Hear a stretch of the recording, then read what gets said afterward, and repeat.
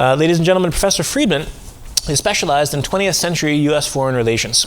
He graduated in 1989 at the Oberlin College with a BA in History and Latin American Studies. In 2000, he finished his PhD in History at the University of California in Berkeley. With his book, Nazis and Good Neighbors, The United States Campaign Against the Germans of Latin America in World War II, he won the Herbert Hoover Prize in U.S. History. His most recent book is Rethinking Anti-Americanism, The History of an Exceptional Continence in American Foreign Relations. He also wrote numerous scholarly articles, such as Trading Civil Liberties for National Security, Warnings from a World War II Program, which was published in the Journal of Policy History. For these journals, on which he focuses on social and cultural history, he was awarded the Bernat Article Prize and the Bernat Lecture Prize.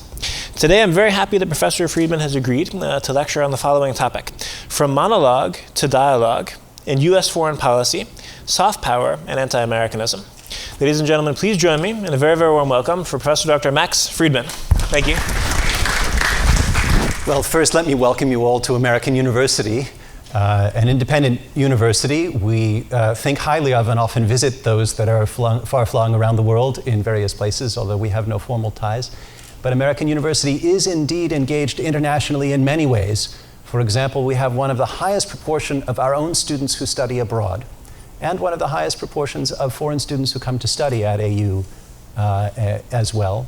Many of the faculty on campus are involved in one way or another in efforts that touch upon the theme of this week's conference. Whether they're involved in peace and conflict studies, in the study of diplomacy, diplomatic history, my own field, many others who are engaged with the wider world, very much in the spirit that of the ICD in trying to foster improved international understanding. Mark mentioned that we'll be speaking today about the past, present, and future of our topic, and since I'm the resident historian, I'm going to start us off in the past. Why do they dislike us? Asked the New York Times. The year was 1913. The they were Canadians, and the Times thought it had the answer: unreasoning animosity and jealousy in Canada. It was not the first time that the paper tried to explain to its baffled readers why there was resentment abroad toward what many Americans considered to be the best country in the world. In 1899, the Times editorial, Why They Hate Us, asserted that foreign hostility lay in envy of our political and social and industrial success. The question would be asked again and again across the 20th century. Does England dislike America? Why the Mexicans hate us? Why the United States is the best hated nation in Europe? And each time brought the same rather paradoxical answer. They hate us for our freedoms. They hate us because we are good. This is the beginning of the monologue that Americans have been puzzling over for quite some time. The puzzle is that this country attracts, but it also repels. Joe Nye gave us a term to describe the attraction with soft power, the ability of a country to achieve its goals abroad without having to exercise military or economic pressure, thanks to the attractiveness of its culture, its social system, and its behavior in the international arena. Long before Joe Nye coined the term, we had other words: the American dream, the land of unlimited possibility, or simply America. But just as Americans have long been assuring ourselves and foreigners that this country has so much to offer, it is a model for all others to follow, the key tenet of American exceptionalism. We have also been wondering why we encounter criticism or resistance abroad. Why do they dislike us? The answer to why we have often had a difficult encounter with the rest of the world comes in this country often not so much from studying other societies or listening with both of our ears to commentary from abroad as conducting what I've characterized as a monologue in which Americans notice resentment in foreigners and then explain why that resentment is irrational. It is summed up in a curious word: Anti-Americanism. I want us to rethink that term and its relationship to soft power and to diplomacy, because it is an unusual term, and in fact, there's a lot wrong with it. Former President Bush, scholars in the academy, many in the media, have, for a decade now, been depicting a world that is largely united in resentment, and they have diagnosed its cause. It is the result of the deeply embedded, widely shared, and culturally based pathology known as anti-Americanism. Anti-Americanism, we are told, comes from foreigners' objections not to what America does, but what it is. Foreigners, you see, are unhappy about freedom, or democracy, or free markets, or modernity. America's defenders, a group of scholars known as the Anti-Americans, such as Paul Hollander, Jean-François Revel, Dan Diener, Stephen Hassler, many others, have told us that foreigners are anti-American, and anti-Americanism means they don't like what America stands for. They don't like democratic politics and social equality.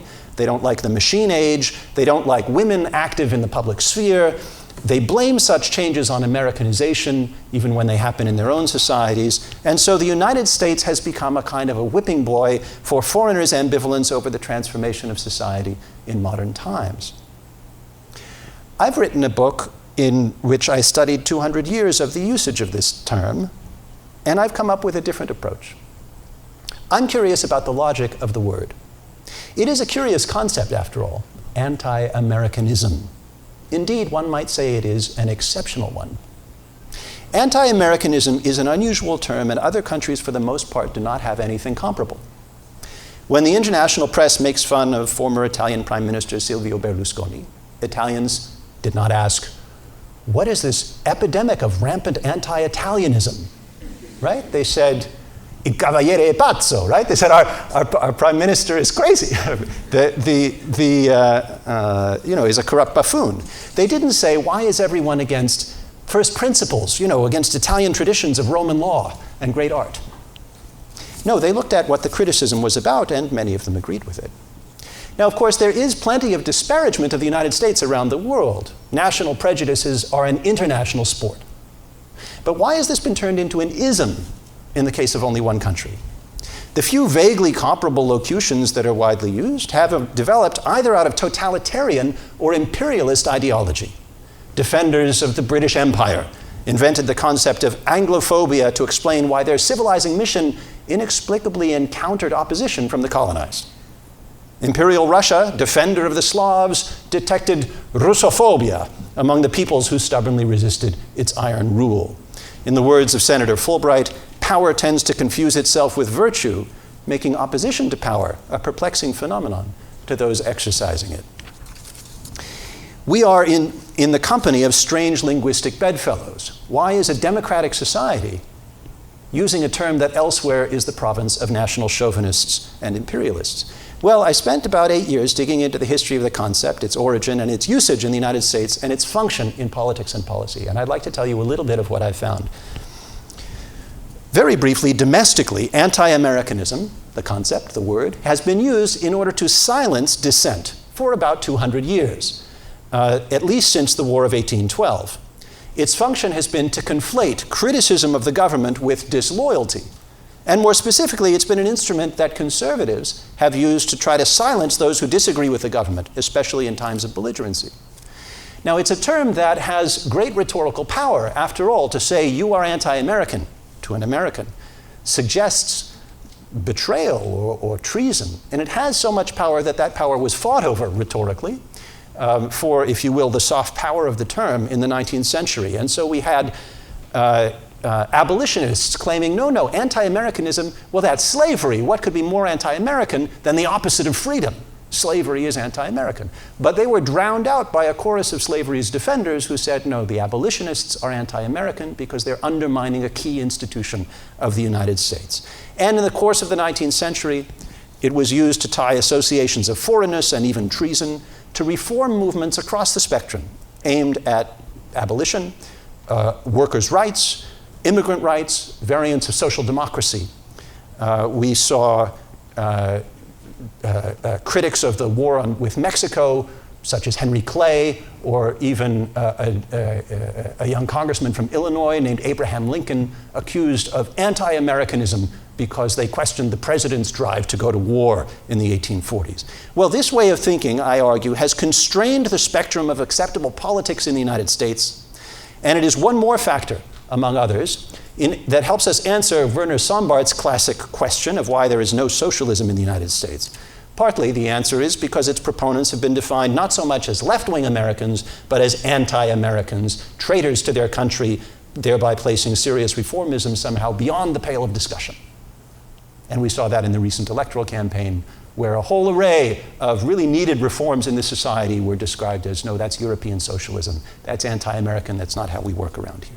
It has made it harder to listen to alternative models in the world. Internationally, anti-Americanism, the term, has been used in journalism, academia, and increasingly in government to explain and then dismiss unwelcome foreign behavior, whether it comes from independent-minded allies, anti-war demonstrators, or negative responses in opinion polls. The assumptions of American exceptionalism underlie this unarticulated yet consensus view that a pro-American position is rational and should be normative, right? Foreigners should support the US policy of the day. And if they don't, well, that is pathological and requires diagnosis. Rather than assume that people everywhere and states everywhere pursue their own interests on the basis of their own analysis of the information available to them, the concept of anti-Americanism, when used in international relations, assumes that people everywhere should cooperate with the US policy of the day, or else they are irrational, malevolent, or both. Now, we have a long record of critics of the United States, or critics of aspects of US society or policy, being tarred with this brush. According to the anti-American scholars, that is, people who do use this term and are upset about it, Josef Joffe and others, anti-Americanism, not all criticism is anti-American. You can tell that it's anti-American if it is both a particular hatred of the United States, that is, hating the US more than any other country, and a universal hatred of all things American, hating everything about the country, its people, and its society. And I'm fine with that definition. That just doesn't exist very often. It's unusual to find someone seething with that level of resentment who isn't also generally a misanthrope and a critic of many other things as well. And so very few of the people who wind up in the catalogs of the great anti-Americans of history, in fact, meet that definition. Whether we're talking about Dickens or Trollope or Heinrich Heine in Germany, Francisco Bilbao in Chile, etc., they all appear in the books about the anti-Americans. But all of them were passionate pro-democratic reformers in their own countries. They weren't critics of America, of Americanism. They were equal opportunity critics of political corruption, abusive prison conditions, oafish manners, and above all, in the 19th century, slavery. In a sense, they were praising the soft power of American ideals and criticizing this country's failure to live up to them. Now, in the 20th century, anti-Americanism comes into ever more widespread usage, with the twin function of suppressing dissent at home and delegitimizing opposition abroad. During the Cold War, anti-Americanism became an official concern of the US government. It was measured and analyzed. Policies were designed to combat it.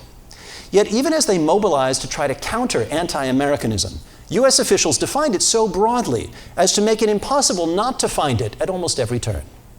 State Department officials variously reported that the Japanese engaged in anti-Americanism when they protested the contamination of fishermen by fallout from the US testing of a hydrogen bomb in the Pacific. They claimed the Dutch were engaged in anti-Americanism when they bristled at American support for decolonization in Indonesia. And they reported that the post-colonial Indonesian government was engaged in anti-Americanism when it pursued a neutralist foreign policy. Anti-Americanism, it seemed, was the irrational decision to oppose US policy, regardless of what that policy was, or who opposed it, or why. So the Cold War is the period when the US government began officially to classify foreigners as anti-American and to adjust its policy on that basis. At this time, the Mexican writer Carlos Fuentes, whom we lost last year, wrote an appeal to the citizens of the United States, asking them to see that the world does not hate them, but that they did not necessarily represent the free world. Ask the Latin Americans, Fuentes wrote, if we believe in the free world of Franco, Salazar, Chiang Kai-shek, and Ngo Dinh Diem. Try to see beyond the provincialism of the Cold War, he said. Try to understand what we, the people of the underdeveloped, hungry, revolutionary world, want. We do not want the destruction of the American people, whom we love for what its greatest men have brought to expression, its great politicians, Lincoln, Franklin Roosevelt, and its great artists, Poe, Melville, Faulkner, Marian Anderson, O'Neill, Miller. And he ended with this plea: don't be provincial. Try to understand the diversity of the world. This is what Carlos Fuentes planned to say in a debate scheduled on NBC television with a US official in 1964. It was effectively an early assertion of the importance of soft power. But the State Department denied him a visa because, as it reported, he is anti-American, and Americans never heard his plea.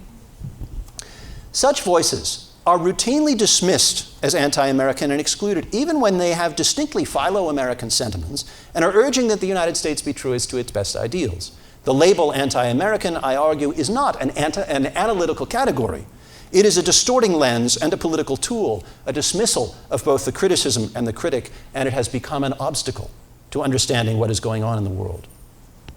Now, I spend some time in the book looking at individual cases, individual episodes, at how this concept, once it acquires a great deal of rhetorical and interpretive power over many Americans, came to affect US foreign policy on a larger scale. And I'll give you only one example in the interest of time.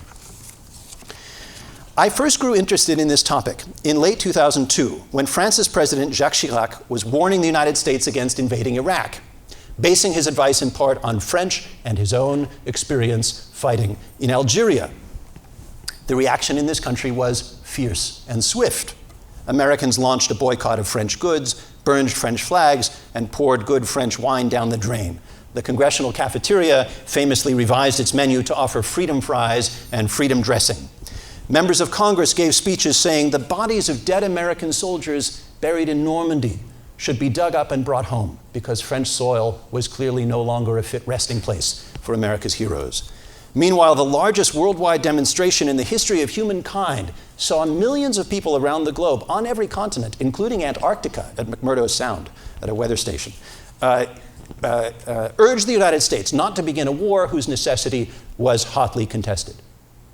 Ignoring this outpouring of so-called anti-Americanism, Americans largely united behind their president's decision, and US troops marched off into the worst foreign policy debacle of the early 21st century. To an historian, the episode was eerily familiar.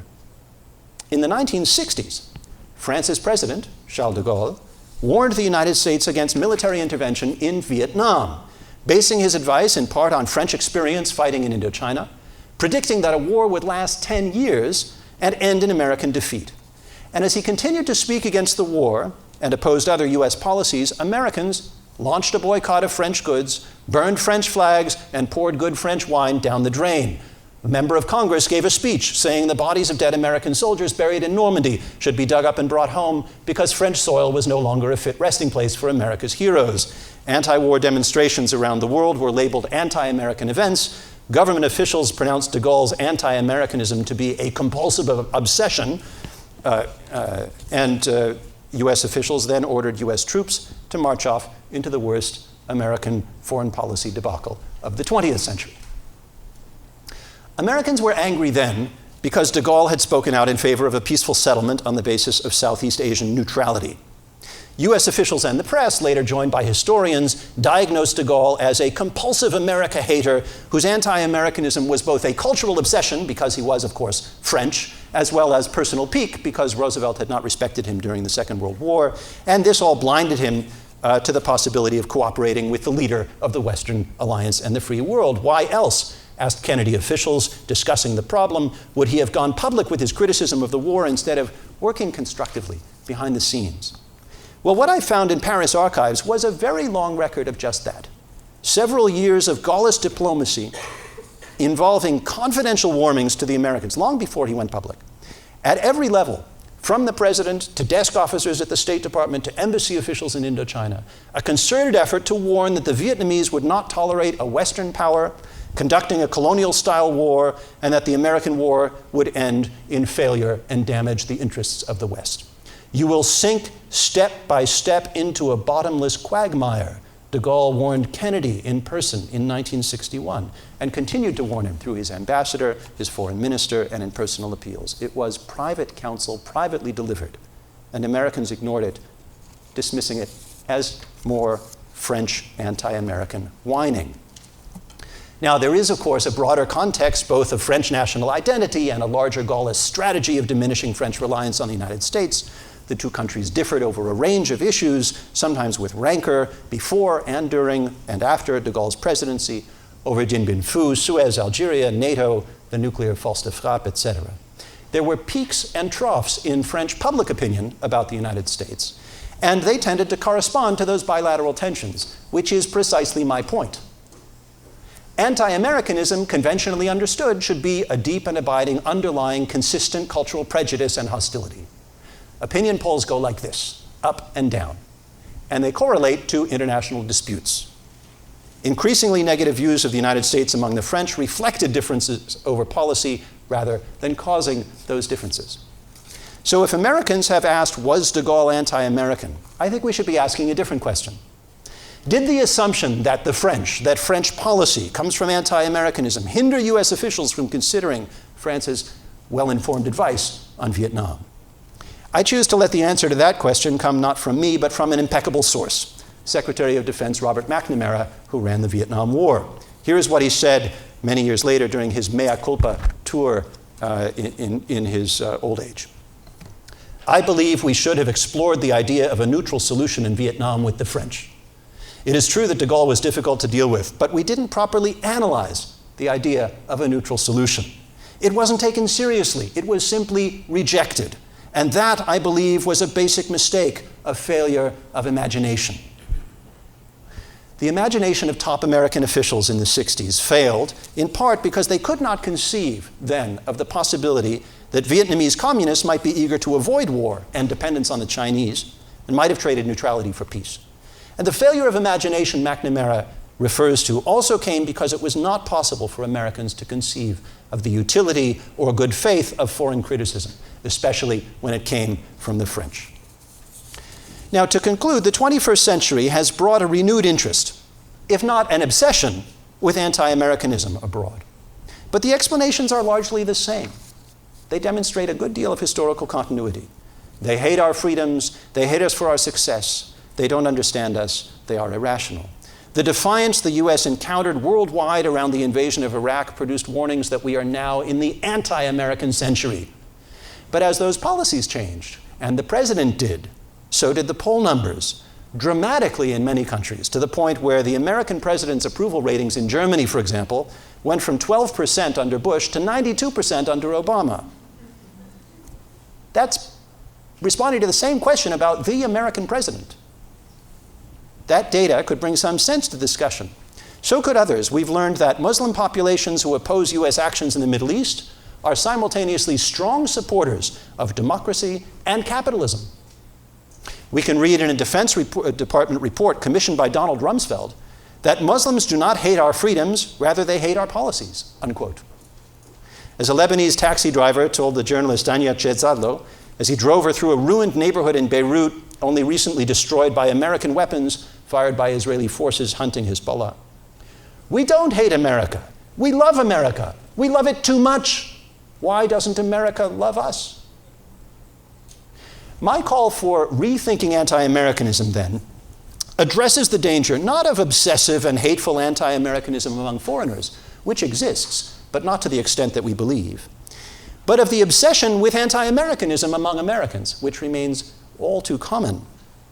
Interpreting international affairs by assigning foreigners to pro- and anti-American categories will remain a monologue before the world as a mirror, to which the only acceptable response must be that America is the fairest of them all.